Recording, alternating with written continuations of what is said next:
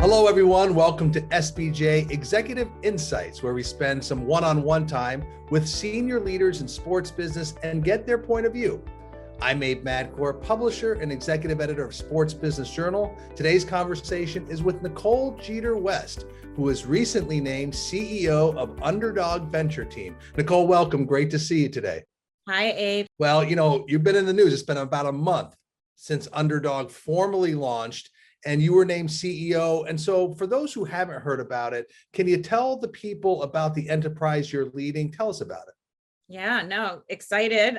It has been a whirlwind of a month, and we have hit the ground running. And Underdog Venture Team is really a hybrid approach. So we are brand building services. So very much think your typical agency model of marketing, strategy, partnerships, and then also an athlete plus model, which we can talk about a little bit. And that hybrid service is also then matched by the fact that we're investing in early stage ahead of the curve startups. And we're excited about the ability for us to bring innovation. And working with those partnerships, we found that they're not only looking for us to invest in them, but they realize the group and the talent we have, and they want us to also provide services. And so it's been an interesting opportunity to not only invest, but also be a group who can provide services like marketing and partnership support. I followed your career for years, Nicole, and you left a great job at LA28. So much excitement around that effort to join a startup. So what drew you to this opportunity? Well, I would say LA28 was an amazing experience, and I was honored to be part of the team to help do some foundational work there, and specifically be part of the team to lead the brand emblem and the launch of the brand emblem. And so had a lot of fun there working with that group, and Kathy Carter leading the helm there. So not an easy choice to leave the organizing committee to bring LA to the games to LA. But really for me, I think I got to a place, Abe, where I was thinking about, for a long time, you think, what can I get from the industry? What can I get out of the industry as you're sort of growing up the ranks, right? Like, how is this going to benefit my career, and what can I do? And along the way, you're working with other people and you're helping other people, and you get to influence and impact the lives of others. And that's probably the best feeling that I've had across my career, is to be able to do that. And I was thinking about this next chapter and saying, what can I do to give back to the community? What can I do to give back to the industry? And how can I impact the industry in a way that hopefully changes some of the things for the good? And how can I do that with real intention? And this opportunity with the co-founders, David Nugent and Dan Mannix, when they shared with me the vision and the approach for what Underdog really was focused on, and how we were going to commit to 66% of the investments being for BIPOC and women-owned businesses, and that we were going to be intentional about building a diverse team from the ground up. That was what it took to say, you know what, I want to really go and try and see how we can impact the industry in a way that's unique and different. And so far, I mean, it's really followed that model, because your initial staff, very diverse. Absolutely. We've been able to bring on some amazing people. It's blown me away how many folks are also willing, and as I said to them just the other day, to take the leap and jump with us. But people are excited about the mission. And so that's what's driving somebody like a Megan Allison, who was recently with Genesco for 16 years. And is bringing all of the brilliance of her experience and marketing and partnerships, working on some of the biggest events and brands like Pepsi, to want to come and join Underdog and to really build up a business with us. So we're excited. Nicole, you mentioned the opportunity to invest in startups, and we know the challenges that startups have overall, but what are the specific challenges that women and minority-owned startups have to overcome, and how you can help them there? Yeah, I mean, it's interesting. Elise Saul, who started her career at the NHL and then went on to develop an advisory group and is now part of Underdog Advisory. And we were just having this conversation the other day around the challenges that women and people of color founders who are looking for investments face. And a lot of it starts even from the early stage interviews. When they're sitting down with venture capital or angel investors, the questions that they're asked or the way that things are approached with those founders are not necessarily the same questions that are approached with others. It's not as blue sky. It's not about, so, how do we take this to the next level? What's the long-term approach? It gets very detail focused and very much about sort of how are you going to be able to overcome these things versus you've got an amazing idea, amazing product or service, and we're excited to help you figure out how to take this to the next level. And so it starts there. And then it's also about accessibility. The ability to know what in founders can where can they go? How can they reach out to venture capital? How can they reach out to investors and have the ability to find somebody that they trust? A lot of the founders that I've talked to, a big hurdle for them, I would say, is they've gotten to a place where this is their baby.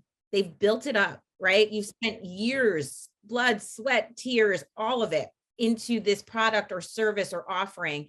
And it's special to you. And you also don't want someone to come along and somehow in some way potentially take that all away from you. But you want to be in a position where you're partnering with somebody who cares about your vision, cares about what you've invested in, and is going to help take you to that next level. And so trust is a big part of how women and people of color are looking at investors and wanting to make sure that it's a right fit for them. And so the trust, the ability to have accessibility, all of those things. And for us at Underdog, we look at the founder and we say, like, do we believe in this founder? Is this somebody that we think has what it takes to take this to the next level? And we try to remove the bias that is in place in some of the situations for them and just talk about what the opportunity is for the product or the service they're bringing. And to that effect, Nicole, what's interesting, I think, around Underdog, and you mentioned it at the top, is you do have different offerings. You do have different disciplines that you can help any of these startup companies with in terms of advisory, in terms of branding, in terms of communications. Talk a little bit about more that's in your portfolio that you can add. Yeah, I mean, I've been in the business now for over 20 years, and I think I started when I was 5, but being in the industry for that long, I've had the opportunity to be across marketing, partnerships, PR, communications, and really understanding end to end the process from fan engagement and experiential. And so has the team. We have an amazing group of folks that we've pulled together who have the ability to do that. And so when you think about the brand building services that we're offering with partnerships and the ability to bring, great partnerships together, but also to help develop platforms. A lot of companies are coming to us and saying, hey, we're looking for innovation. We're looking for somebody to help us rethink how we come to the table in the market with partnership platforms. We love doing that. We're having a great time doing that, and doing that for some of the most innovative groups in sports too. I think it's not just the tried and true leagues and teams. We're working with folks on that end as well, but also the fan controlled football group, and being able to help them rethink how we bring partnerships together. Also working with groups that have the ability to say, we're looking to reinvent ourselves, right? So, the SFIA who's out there and working with all of the apparel groups, they're looking to reinvent and figure out how do we come to the market in a new way, because the market has changed. And so I think our group and the expertise and the knowledge that a Megan Allison, a Sarah Toussaint, a Nick Kumar, all of those great folks bring to the table is that they have the ability to say, let's think outside of the box. Let's come to this with a fresh perspective, and our partners are benefiting from that. Yeah, and I do want to take a step back because you said you've seen a lot in the sports business. If I recall correctly, I think you started, were you an unpaid intern at MSG, or? I was a trainee, so I was paid, okay. But I had an hourly fee, and it was only guaranteed for a year. So yes, I cut my teeth at MSG in the New York Knicks. I love it. And I love your progression over the years. I think it's a story for every young person to learn and follow and have as inspiration. Just a couple more as we end here, Nicole. But one thing I do want to get your point of view on, we talk about social impact. I hear we talk about a lot of companies say it's woven within the fabric of their company. But my question to you is, what does social impact mean to you and your team? And how will you help your clients achieve it? How will it be part of Underdog Venture Team? Social impact for us is do well, do good, right? The ability to say, it doesn't have to be one or the other. We don't have to say, okay, we're going to be a company that's out here generating revenue and focused on revenue in a for-profit organization, which we are, but that we can also do good. We can give back to the community. We can have an impact in the industry and do that in a way that helps benefit and grow the business. So it actually, when we think about social impact is part of the revenue process, right? Because if you are engaging with the community, if you are impacting the community in a positive way and trying to find ways to improve and give back, that was all reciprocal. It's all going to come back around so that the overall industry is healthier. The groups that we're trying to bring to the table as far as talent and the talent pool is more diverse. And that's going to benefit us by having that diverse thinking, that innovation. And so social impact for us is a must. It's foundational. Every one of our subsidiaries within Underdog will be having a percentage of their revenues given back to social impact groups. We'll actually be in a position where we want to report on that and share that with the industry. And we're also asking our clients to do the same. And so we're working with our clients to help them if they don't have the ability to connect with a group or an organization that makes sense for them from social impact perspective. We'll help them do that. But we're encouraging our partners to do that as well, because we think collectively, if each one of us does that, then that sort of mission and desire to do well and do good will be infectious. It's a very talented group of executives. It's a big idea, Nicole. I guess last question for me is, as you look ahead, let's look 14, 18 months ahead. Where is Underdog Venture Team? What type of investments are you making? What are the stories coming out of them? I mean, we are going to bring some really innovative groups to the table.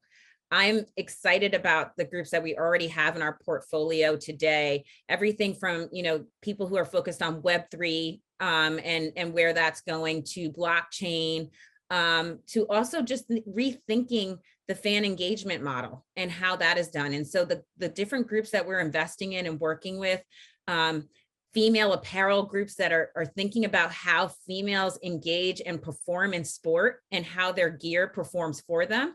And designing that for them. Those are things that are going to help not just Underdog.